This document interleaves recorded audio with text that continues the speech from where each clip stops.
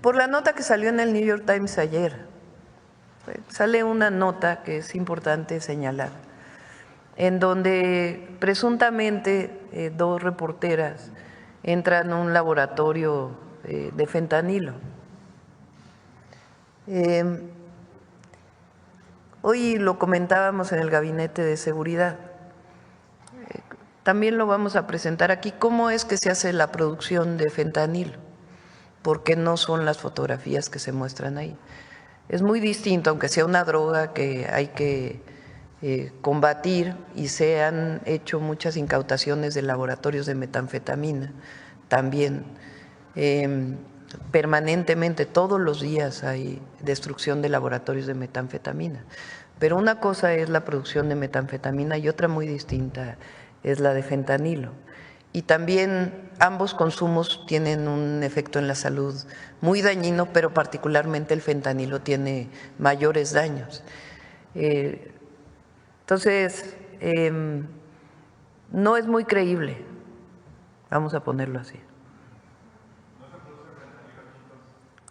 No así, el fentanilo se produce de otras maneras, que ya la Secretaría de Marina o el propio… ¿cómo se llama? La Autoridad Regulatoria de Medicamentos, COFEPRIS, puede informar cuáles son los métodos de producción. Pero no es creíble las fotografías que se presentan ahí, incluso por el daño a la salud que podría causar para quien está cocinando, como se dice, estas drogas. Pues solamente decir que no es muy creíble. Y ya es, bueno, ya viene de antes este tema del New York Times con relación a la producción de droga en México. Aquí con el presidente López Obrador se presentaron algunas cosas y ya hubo otro reportaje vinculado con, según esto, la cooptación de estudiantes de química para la fabricación de drogas muy potentes, y ahora el que se presenta el día de ayer. Entonces, no es muy creíble este reportaje por cómo se está presentando, y lo vamos a demostrar científicamente.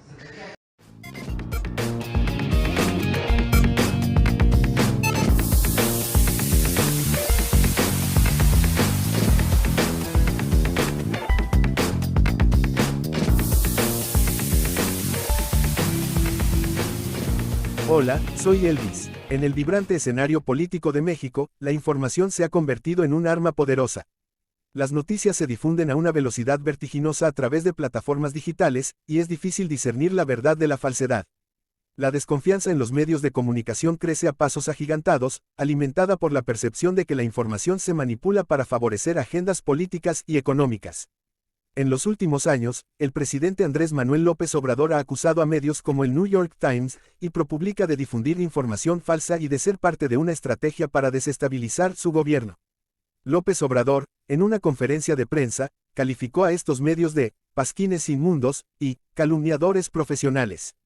En febrero de 2024, el New York Times publicó un reportaje que afirmaba que la DEA había investigado a López Obrador por presuntos vínculos con el narcotráfico. El expresidente Andrés Manuel López Obrador negó la veracidad de la investigación, afirmando que la DEA no había encontrado ninguna evidencia que lo vinculara al narcotráfico.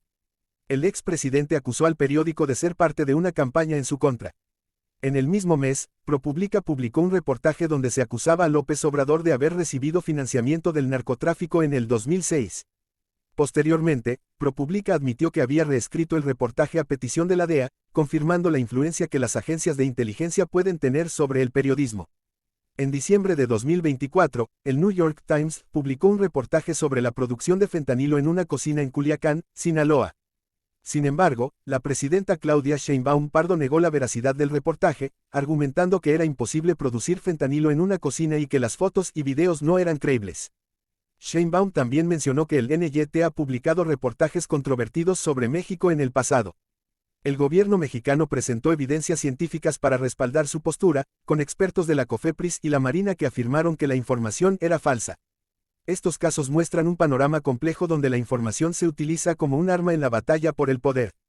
Tanto el gobierno mexicano como los medios de comunicación parecen estar jugando un juego donde la verdad se convierte en un bien escaso. La desconfianza hacia los medios de comunicación es un problema que ha ido creciendo en México, impulsado por la desconfianza hacia la clase política y la percepción de que los medios no son independientes. El control de la información se ha vuelto crucial para influir en la opinión pública y para definir las estrategias políticas. Los gobiernos, los grupos de poder, e incluso los medios de comunicación pueden utilizar la desinformación para promover sus propios intereses y para dañar la imagen de sus oponentes. Es esencial que la población mexicana tenga acceso a información confiable y que desarrolle un pensamiento crítico para discernir la verdad de la falsedad. La desinformación puede tener consecuencias graves, como la polarización social, la disminución de la confianza en las instituciones y la manipulación de la democracia. Las personas deben aprender a identificar las fuentes confiables, a analizar la información de manera crítica y a detectar las señales de manipulación. El periodismo independiente, que se basa en la ética y en la búsqueda de la verdad, es crucial para contrarrestar la desinformación y brindar al público información veraz y confiable. Todas y todos, felicidades, Presidenta, con su permiso. Muy buenos días, tengan todas y todos. La dosis de toxicidad del fentanilo comienza en 0.2 miligramos. 0.2 miligramos, para que podamos tener una proporción, son 200 microgramos. Eso es lo equivalente a 3 o 4 pequeños granitos de sal. El fentanilo es 50 veces más potente que la morfina. Tanto la toxicidad como la potencia depende de la dosis. Es decir, cuanto mayor sea la potencia, menor será la dosis de exposición que dé lugar a un efecto tóxico. Esto significa que cuando una persona se expone a un opioide sintético potente por inhalación o por contacto en las mucosas, incluso en una cantidad tan pequeña como 4 o 5 pequeños granitos de sal, puede producir un grado de toxicidad que comprometa la vida del operador. No existe tampoco descrito científicamente ningún fenómeno fisiológico conocido como tolerancia letal a la toxicidad. Esto explica que inexorablemente se necesite un laboratorio donde se puedan controlar las condiciones de exposición, donde existan equipos especializados para realizar la síntesis química y con sistemas de ventilación profesionales. No una cocina doméstica como muestran el reportaje. No es posible hacer fentanilo como lo referido en la nota. A continuación, la doctora Armida Zúñiga, titular de COFEPRIS, y la teniente química Juana profundizarán el análisis. La siguiente, por favor. Como ya lo comentó el doctor Alejandro Schwartz, existen peligros a la salud, riesgos a la salud derivados de la exposición al fentanilo. La toxicidad, que es depende de la exposición y de la vía de exposición, y la potencia, que depende de la concentración de esta sustancia, son cruciales para comprender las elevadas tasas de sobredosis y mortalidad vinculadas a la elaboración o uso ilícito de opioides sintéticos como el fentanilo. La elevada potencia de muchos de estos opioides significa que incluso pequeños errores durante la elaboración, en el pesaje, la dosificación, la dilución o la fabricación pueden aumentar el riesgo de sobredosis. La exposición puede ser por inhalación o por contacto a través de las mucosas o de la piel. Y efectivamente no se tiene evidencia de la tolerancia de esta sustancia. Y bueno, este grupo de sustancias y en particular el fentanilo afectan diferentes órganos del cuerpo humano porque son sustancias tóxicas a elevadas concentraciones y sobre todo cuando no se tiene un adecuado control en su uso y manejo. Es cuanto en tanto al marco normativo que tenemos para este tipo de sustancias. Derivado del análisis de la nota, no es posible reunir indicios suficientes para determinar que se realizó un proceso de síntesis de clorhidrato de fentanilo en citada locación, debido a que se menciona muy poco o nada del proceso de síntesis, así como de las sustancias químicas utilizadas.